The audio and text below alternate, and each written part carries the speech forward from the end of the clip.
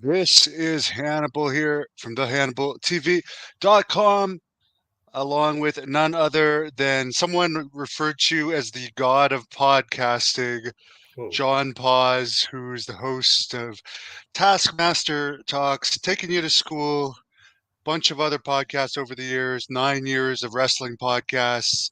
As Rick Bassman said recently, you're right up there with Meltzer with your wrestling knowledge too. And you just finished Wow. watching Backlash. How was it? Actually, maybe surprisingly, it was actually a pretty good show. I know only 5 matches, but it went the full 3 hours. So, a lot of action, a lot of wrestling. I thought overall, pretty strong show, pretty good. The crowd, to be honest, took it to another level. I mean, they were rating the decibel levels and they were going to such a high level that you were getting alerts on your phone if you're in the arena saying, be careful. If you're listening that high of a decibel for an extended period of time, you might have ear issues or you might experience a loss of hearing for a few minutes. So, pretty amazing that that crowd was that loud and that good. And I feel like what could have been like a show, would have been okay, but the crowd actually turned a pretty good show into a great show, in my estimation, just because the crowd was hot for everything they did. I mean, I've never seen a crowd like that as far as just being nuts the whole time. I know when they went to Puerto Rico, they were awesome, and there was a bunch of other foreign countries that they went to that was an awesome experience and a great crowd. And sometimes when CM Punk wrestles in Chicago, you get that kind of fervor.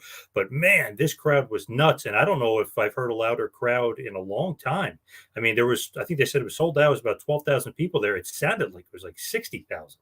That's how insane it was. They were just nuts. Everything, they're yelling chants. I have no idea what they're saying, but they were nuts. So I felt like that crowd really enhanced the show.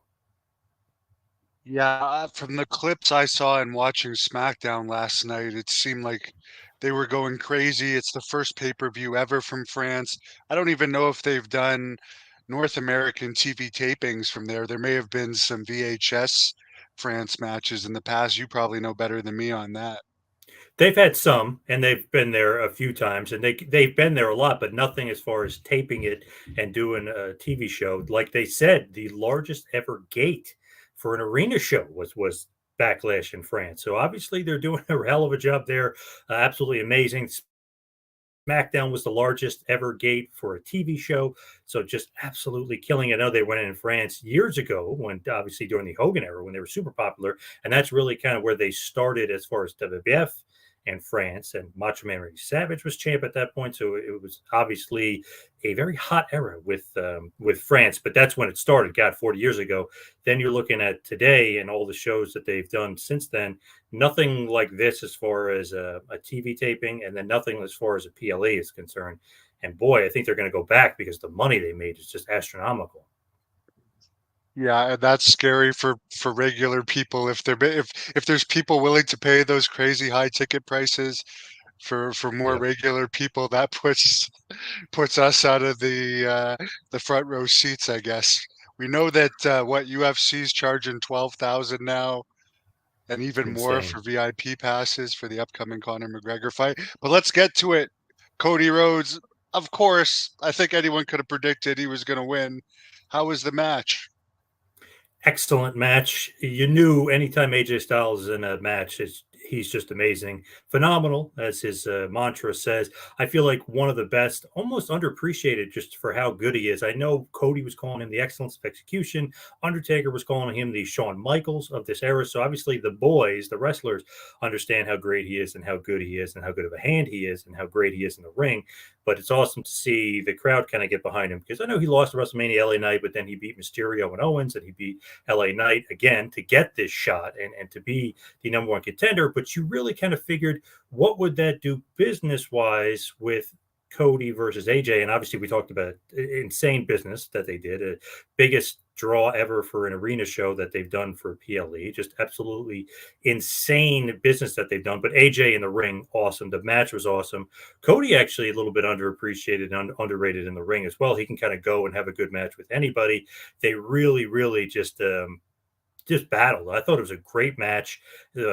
we took a certain level of the match, and then the crowd was insane. And literally, when they zoomed in, you could see the camera was shaking. So that's how loud that they were getting. So I feel like they made a great match into an even greater match because the crowd was just nuts. I put it up there very high on my scale rating. I don't really do scales or star ratings or anything like that, but I put it very high up there. Really, really good match. And AJ didn't hit his finish. So that kind of made me think that there's going to be another rematch and maybe something left on the table here as far as these two. But awesome match. The crowd made it even better. Love the chemistry between these two. They really pulled out some great moves. Amazing. AJ's 46. He looks like $1,000,000. He's bigger and bulkier than ever. And he hit the springboard 360. So actually, excuse me, springboard 450. So, I mean, just amazing to see he's still able to do what he's able to do at this stage in the game. He's quite frankly better than ever. He said he's still in his prime. Amazing. His gear was a little homage to 21 years ago in TNA when he beat the American Dream Dusty Rhodes when he was the NWA champion, meaning AJ. So the gear was a nice little homage and little teaser there at Cody and maybe a little mockery at Cody. Cody did a little Stardust in the match because AJ was making fun of Stardust earlier on SmackDown. So really good match. They just had awesome chemistry, and I kind of want to see part two, maybe in Saudi. Maybe we'll get a part two of these two. But really good main event. Went almost 30 minutes too. So if you like a good long wrestling match with a hot crowd, you're going to love these two. And they had awesome chemistry together.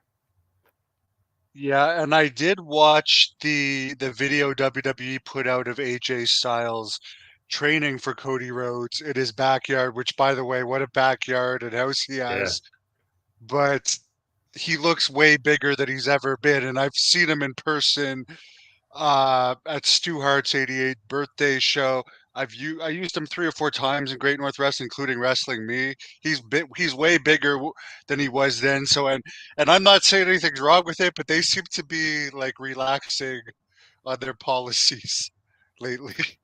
So Yeah, depending on what he's doing, or it could be TRT. I mean, who knows what he is yeah, or what he's taking. But obviously, testosterone at a certain age, you can just get it. I mean, it's yeah. there's no fighting it. Obviously, look at Lashley and Drew and those other older guys that are bigger than ever, just massive. But I just Randy love to Orton. see. Yeah, Randy Orton is gigantic. Yeah, he's huge. I just love to see the fact that he is that big, but he's still mobile as hell. Like still doing the springboard 450, still coming off the top. So sometimes when you bulk up, you lose all your athleticism. He did not skip a beat. He hasn't lost anything. No, he looks great, and it's funny because I remember around the time that I beat him, which I'll throw out there, I beat him 2 times in one night. He was actually talking about maybe retiring in a couple years because of Wow. back injuries. So I'm actually happy to see that he's still going because he is a great wrestler. Now, of course, the other big thing that happened, well, a bunch of stuff happened, but we saw the debut of another one of Haku's sons. The Bloodline defeated Randy Orton and Kevin Owens, and I think this other son that you're probably more familiar with than me made his debut. Yes, he used to be Camacho in the WWE. He was there many years ago, but obviously for the last bunch of years, God, since I think 2016, I want to say, he's been in New Japan Pro Wrestling. Obviously, former IWGP Tag Team Champion with his brother as the Gorillas of Destiny. I was actually surprised to see it because I kept reading that Jacob Fatu was going to be the next Bloodline member. I didn't read anything about any surprises for this show as far as any bloodline support. I know people online were saying, "Oh, Jacob Fatu is going to get involved in the Jey Uso match," and they were kind of saying, or maybe he's going to get involved in the tag match. So I was like, "Oh, maybe keep an eye out for Jacob Fatu." I didn't even know Tonga Loa even signed with WWE. I was actually surprised that he was signed. I didn't realize he was a free agent. He was a free agent a few weeks after Tama Tonga. His brother was a free agent from New Japan Pro Wrestling. Yeah, there he is as Camacho with Adam Rose there. But he obviously, I mean, he's a big boy. He's big. He's the more muscular, bigger brother of Tama Tonga. One thing about it, they were a great tag team as the Gorillas of Destinies in New Japan. Hopefully, it transitions back over to WWE. Great match with Tama Tonga and Solo Sikoa. It turned into a street fight because Nick Aldis said the refs can't control it. Let's just do anything goes. So that's what it turned out to. I mean, just a wild, crazy match. They're using tables, they're using chairs like crazy. Owens took a bunch of crazy bumps. Tama Tonga took a bunch of crazy bumps. There was an RKO on the announce table. So it was a crazy, wild match, as you would expect from the bloodline. And obviously, Tama Tonga and Solo. Solo got the pin over Kevin Owens to get the win, all thanks to Tonga Loa. And now that they're this new bloodline, but the interesting part is Paul Heyman knew nothing about it. That's what I feel like the cool thing and the interesting thing and the real, the episodic storytelling of this whole thing was Heyman revealed that he hadn't spoken to Roman Reigns since Mania. So then Nick Aldis said, then you were lying about the draft. I thought you said Roman pulled himself out of the draft. So obviously Heyman pulled Roman out of the draft. So that's interesting. There was a lot of "We Want Roman" chants. He was super over on SmackDown. They were chanting for him at the press conference. They were chanting for Roman on Backlash itself. So they really are seemingly turning Roman babyface, with Heyman kind of keeping him out of the action, or he's not communicating with him. He hasn't talked to him. That was a nice little wrinkle. So Heyman's lying to us the whole time. Maybe no surprise there, but he was definitely surprised that Tama Tonga debuted when he did, and then he was even more surprised that Tonga Loa debuted at the pay-per-view, and they made him do the one, put up his finger. He wasn't doing it. They made him do it. So good match. Solo and Tama get the win, the bloodline, thanks to Tonga Loa, the brother. And there we go, off in the running with this new bloodline, which is now 3 guys deep, plus Heyman, that they're kind of making him be in the group. So really, really interesting on that front. And I'm glad that they got the win, because obviously they need it, and they need the momentum, and they need heat. The one thing is, I wonder if Jacob Fatu is going to go to the bloodline, because then it starts. I mean, I like Jacob Fatu. I know him better than Tamatonga and this Tonga Loa, and I'm saying the name wrong, I know. But like, is it going to become like the NWO if they just start putting all these guys in that aren't necessarily established yet? Yeah, I mean that's it. Just seems like now, hey, Mitch Miller, what's going on? The modern day cowboy. It just seems like they're kind of keeping it good for now, I think, because obviously Jimmy's injured and they took him out of the game, so we don't have to worry about him for a while. Jey Uso's has nothing to do with it. He's feuding with Damian Priest and Judgment Day on Raw, so it's a different brand. So I feel like right now 3 guys is good. If you add Jacob Fatu, 4 guys, that's good. That's the max. That's kind of what it should be. The 4 guys as far as wrestlers, then Heyman. So I feel like that would be good. That's the max. I don't know if Jacob Fatu will be in the bloodline. I would imagine yes, but just interesting to see kind of where he lands. It just seems like if you have 3 guys, meaning Solo, Tama, and Tonga, then if Roman comes back, maybe Roman and the Usos 3-on-3. But you throw in the Rocks in the mix, you throw Jacob Fatu. So you could go in a million different directions right now. Right now, it's good, though. It's not crazy. It's not getting NWO like so far, so it's good. So you just got the 3 guys, the 2 brothers, and Solo, obviously, as well. Yeah, and Virgil's dead, so we don't have to worry about him jumping in there like he's joined so many factions over the years. Now you mentioned Jey Uso against Damian Priest, who retained the second WWE title, which I was just told. So there's only 2 titles now. I guess they unified the one where Yeah, Roman Reigns Roman had the did. 2. So now Yeah. there is only 2, and this one was for the second one.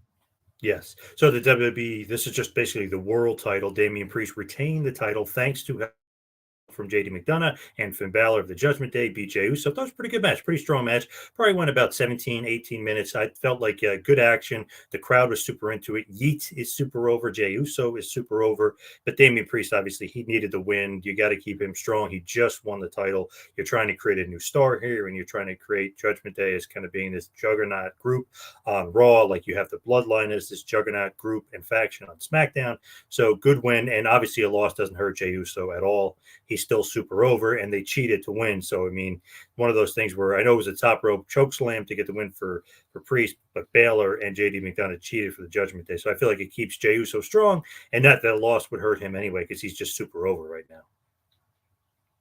And Jade Cargill, who they have positioned to be a star. I did notice I believe she was on the poster for this event. At least one of the original posters, even though she hadn't wrestled an official match at that point, which gives you good indication they're going to make her star. But her and Bianca Belair defeated the Kabuki Warriors to win the women's tag team championships. Yeah, it was an okay match. It actually went a lot longer than I thought it would. I feel like it went over 15 minutes.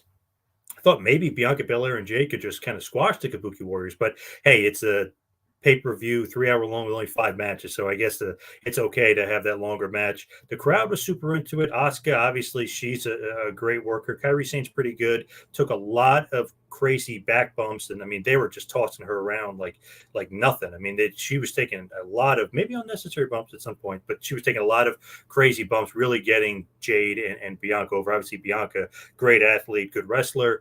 Jade, you could tell she's still a little green. She's still getting her foot wet. There was one transition in the match with her and Kairi Sane, kind of didn't have chemistry, or they weren't kind of jiving at one point, but they were able to rebound. And man, the one thing that led to the finish, Jade Cargill, obviously looks like $1,000,000. She was throwing Kairi Sane around like a rag doll. She literally at one point picked her up for a power bomb, then threw the other way, flipped around, then threw her up again, and then caught her into Jaded and hit it. And then Bianca Belair got the pin on Asuka for the win. But man, the Jade Cargill, a little bit green, but you could see there's a ton of potential there, and she's got some power to her. She was literally tossing that girl Kairi Sane around like she was nothing, like a sack of crap, if you will. But a decent match. I'm not really that into the women's wrestling as much, but you got to give the kudos. Bianca and Asuka are obviously really good. Kairi Sane's good, and I think Jade has kind of come a long way. But she has still got a long way to go. I think this is kind of a perfect segue for her. Let her work with Bianca, let her get her feet wet a little bit more, let her work out some of the kinks. But you could tell, man, the crowd is into her. She looks like $1,000,000. She's definitely a star. And when she does those power moves, like, wow, man, she gets a huge pop. One thing that will be interesting to see is we see people like Jade Cargill and Cody Rhodes going from AEW to WWE and becoming massive stars, way bigger than they ever were in AEW. Then the opposite is happening with people like Paige and Edge to a lesser extent, and a Yeah. bunch of Malachi Black and all these people. Um, I think that the grass greener on the other side might be more WWE to AEW, other than the opposite direction what it was before. To me, it's a lot of the creative and a lot of the booking. Like if you look how Jade's handled very well. They put her in a position the Royal Rumble to look like $1,000,000. They put her in a position in the 6 man tag that they had, in the 8 man tag that they had. Even in this match, they put her in a position to look really strong and not do anything to kind of make her look bad. I feel like the booking has been very strong, the creative's been very strong, and whoever's agenting her for the match is kind of keeping her protected as well. They're doing a good job with her. I feel like AEW also, she had like 60 matches in 3 years. So you think at 20 matches a year, that's not nearly enough to really get I don't know, just not enough to get smooth or good in the ring. You need more work than that. I know she's been in WWE for a little bit now. She's working a lot down the Performance Center, a lot work with some trainers one-on-one. And here I know she's had 10 matches so far, but if you think about it, she's booked a lot better in WWE. I know Edge, Adam Copeland, he's kind of not really booked that well in AEW. So a lot of the thing is the creative, a lot of things booking. I know maybe grass, maybe greener as far as getting paid more, and you're getting a ton of money from AEW, and a lot of those guys are getting paid well, but creatively it's just not well. And obviously Cody right now, I mean, he's been booked great. If you think about the 2 year storyline with Roman Reigns, the Bloodline finishing story, he had a 3 match 6 month long feud with Brock Lesnar. He had a big feud with Seth Rollins. He tears his pec. They had him still wrestle. He wins the Hell in a Cell match. He wins 2 Royal Rumbles. So he is great, and everything to do with him is great. The charisma, he sells merch. If you look at his quarter hours, he gets ratings. But the big thing, the most important thing to me, I feel like he's booked great. Like Triple H has done a great job, and very smartly has booked him. So that's the big thing to me is you could go to AEW and you could be great and do great things, but creatively, I feel like there is a big difference between WWE and AEW. Yeah, and I'm not saying that they haven't tried to push Edge. He's not really one of the lost wrestlers, but it just doesn't seem like, other than that Christian match, anything's really gotten over to the point where it's actually affected business No, in a positive nothing. way. And of course, the women's world title, Bayley retained, defeating Tiffany Stratton and Naomi. Any thoughts on So that one? So Bailey wins. Nothing really. I know it was like a 15-minute match, maybe a little bit less. Nothing crazy. Nothing really stood out. Just that Bailey was super over. The crowd was really, really into Naomi. They hated Tiffany Stratton, which was a good thing. But there was some Tiffy time signs out there and some Tiffy fans. I think just Bailey winning was kind of predictable. It was a decent match. But the one takeaway is Tiffany Stratton, man. She looks like $1,000,000, and just I think she has star potential written all over her. If you want to talk about maybe like the next Charlotte Flair or the next big heel female champion that's going to headline Mania as far as the woman's side of things is concerned, Tiffany Stratton, I think, is the next star. She looks like $1,000,000, and man, she's athletic as hell. Former gymnast, but some of those moves that she does, it's like, wow, she's quite athletic. So I think the real takeaway is Bailey's super over, yes, and she's the champ. She deserves it, as the crowd said. But Tiffy Stratton is definitely a future main event star for the women's division. So Yes, that prettiest was it. moonsault ever.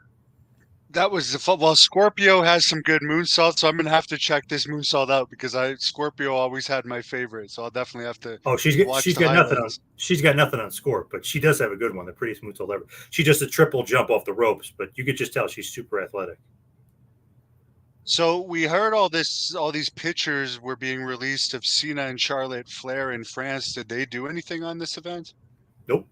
They were not on the show. I knew they were there, so I was like, oh, I guess Cena will interfere for the bloodline or do something. But no, Charlotte Flair apparently not ready to come back yet. She's still injured, and I guess maybe Cena was there filming a movie or maybe doing some advertising for WWE or some spokesmanship stuff or ambassadorship. So neither one.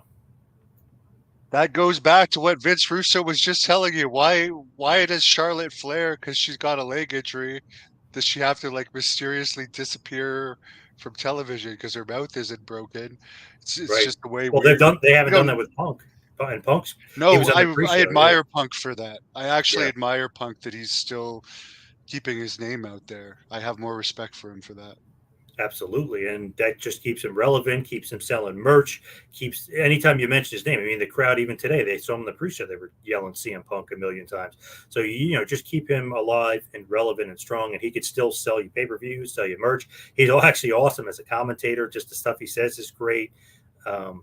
Quick wit. Even on the pre-show, he was good with some of the stuff he was saying and some of his analysis. So I just feel like you got to keep them on TV even though they're injured because it keeps them very viable, and especially Punk. I mean, he's a huge draw for them, and he sells a crap ton of merch. So keep him alive and keep him strong, and you can still keep this Drew McIntyre Punk feud going, even though Drew apparently is injured now with his elbow, and with Punk coming back hopefully soon.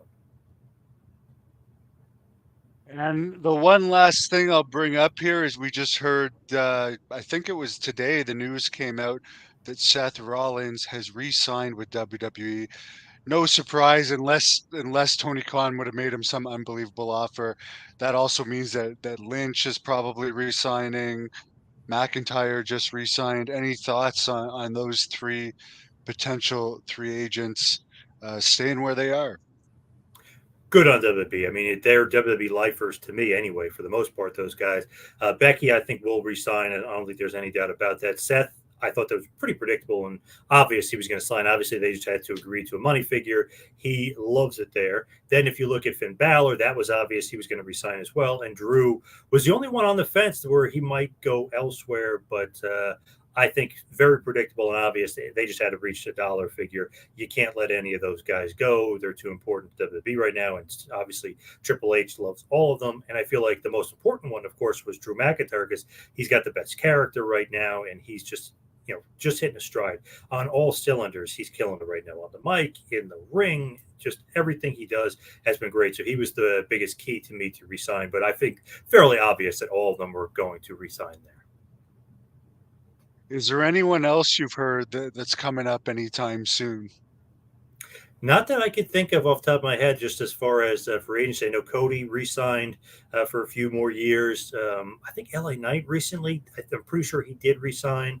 So there's been nothing as far as that. And I'm just kind of just waiting for Jacob Fatu to show up. Because out of all those guys in the bloodline, I think he's the best. And he could be my favorite. Obviously outside of Roman and Jey Uso, I think Jacob Fatu is the best. Yeah, LA Knight just re-signed, I think at least 3 years I heard, and he's in his 40s, so that's Seems good like they're for doing him. He was 3-year working. contracts right now. Yeah, he's definitely worth it too. He Yeah. sold a ton of merch last year. I remember reading Weekly. He was like the #1 merch seller for like weeks on end. So good on them, and obviously he deserves it. Very good. Well, I appreciate the updates. Where can we follow you? I know you just did you just interviewed Meltzer. That's pretty cool. Yes. Yes, coming soon to Hannibal, of course, too. So you can follow me on Twitter and X at 2Man Power Trip. And that's pretty much it. You can follow me on there for all the latest updates and latest shows. And Meltzer, yes, just had him on. He was awesome. Hopefully, going to have him on again. So we've been talking about it. So hopefully, he comes back again. He was great. And yeah, Grandma Daisy, we all want Bob Holly, but he seems to have Yes, dropped off the surface of the earth.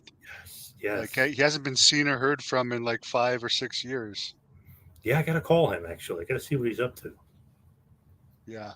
That'd be an interesting one to try and work on at this point. Yeah, for sure. I know he was getting in good shape, so I wonder what he's up to, like what he's doing. So I gotta like maybe give him a call and get an update. We'd love to have him, and I'm sure Jack Kilby would book it against Rene Dupree in Great North Wrestling. That'd be an awesome Whoa, match. whoa! I like that. Yeah, that would be awesome. Yes, And I think Rene even said he would do it at one point when he was talking about it. So let's, if you talk to him, see what he says about that. wow. Oh, Oh Janelle my Grant. gosh.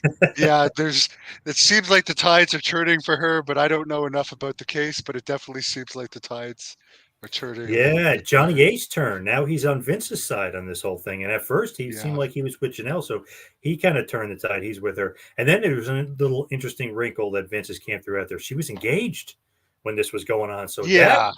that was a shocker. Didn't see that coming. I thought she was alone and her parents died.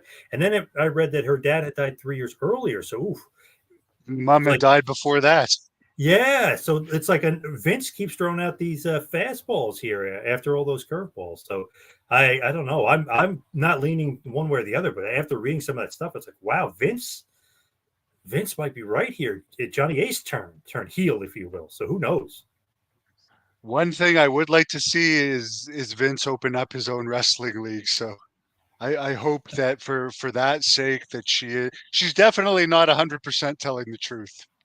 I knew Something's that up. from the start when Yeah. she's living in the same building as him that supposedly used to be a Donald Trump building, Yep. then was bought by something else. So it's like you're not destitute living there, but she's a lawyer. She's going out with a lawyer. I mean, and then it's one thing to be raped, but if you're with someone for 3 years, accepting all these gifts, doing these jobs, and you have a law degree, you're not stupid. I don't know. And you don't call the cops. I don't know. Something smells fishy, and when he stopped paying her is when she turned on him. So obviously, it's got something to do with monies. But we'll see who's kind of telling the truth and who's not coming up. But man, lately, all the news that's coming out is all for Vince. So not good for her. And of course, what I've been saying, there's two pictures of her out on the internet. They're both when she's young. That's just bizarre. Yes, Like she's weird. hiding something there. Like honestly, who that's in their 40s only has two internet pictures? One of them is from a movie, and the other one is this like standard one where she looks innocent. Weird. But again, I'm not taking either side. I just think there's suspicious stuff on both sides. And for my own wrestling news pleasure, I would like to see Vince open up another league. And also, I would like to see another league, maybe a bit less corporate, open up since the two main leagues now are very corporate. Yeah, I think it would be crazy if he did. But man, I'd be interested if he was going to. Very good, Jonathan. So I'll let you close this up with whatever you want to tell the fans. Thanks everyone for tuning in. Thank you, everybody, for tuning in. See you right back here next time on Hannibal TV. Have a good one, folks.